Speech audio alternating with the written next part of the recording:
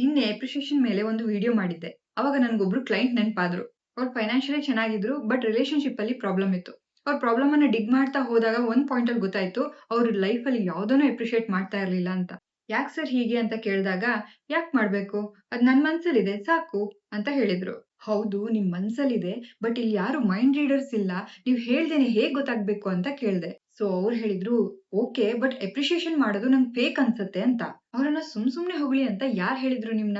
ನಿಜವಾಗ್ಲೂ ನೀವ್ ಏನ್ ಒಳ್ಳೆ ಗುಣಗಳ್ ನೋಡ್ತೀರಾ ಅದನ್ನೇ ಹೇಳಿ ಅಷ್ಟೇ ಅಂತ ಹೇಳ್ದೆ. ಸೊ ಅವಾಗ ಅವ್ರಿಗೆ ಅರಿವಾಗತ್ತೆ, ನಿಧಾನಕ್ಕೆ ಓಪನ್ ಅಪ್ ಆಗ್ತಾರೆ, ಎಕ್ಸ್‌ಪ್ರೆಸ್ ಮಾಡಕ್ ಸ್ಟಾರ್ಟ್ ಮಾಡ್ತಾರೆ. ಅವ್ರ ರಿಲೇಶನ್‌ಶಿಪ್ ಅವ್ರ ಮಕ್ಳೊಟ್ಟಿಗೆ, ಅವ್ರ ಹೆಂಡತಿಯೊಟ್ಟಿಗೆ ಎಲ್ಲ ಇಂಪ್ರೂವ್ ಆಗ್ತಾ ಹೋಗುತ್ತೆ. ಅಪ್ರಿಷಿಯೇಟ್ ಮಾಡ್ಬೇಕು, ಆದ್ರೆ ನಮ್ಮವ್ರನ್ನೇ ಮರ್ತ್ರೆ ಹೇಗೆ? ಕೆಲವರಿಗೆ ಅನ್ಸ್ಬೋದು, ಏ ನಮ್ಮೋರೇ ಅಲ್ವಾ?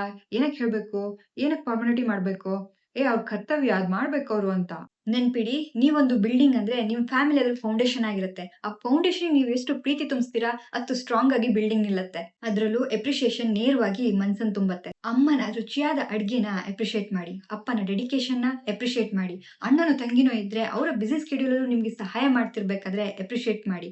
ಸಣ್ಣ ಮಕ್ಳು ನಿಮ್ಗೋಸ್ಕರ ಏನೋ ಒಂದು ಮಾಡ್ಕೊಂಡು ತಗೊಬಂದಾಗ ಅಪ್ರಿಷಿಯೇಟ್ ಮಾಡಿ. ನಿಮ್ಮ ಪಾರ್ಟ್ನರ್ ನಿಮ್ಗೋಸ್ಕರ ತಗೊಳ್ತಿರೋ ಕೇರ್‌ನ ಅಪ್ರಿಷಿಯೇಟ್ ಮಾಡಿ. ನೆನ್ಪಿಡಿ, your family is your power.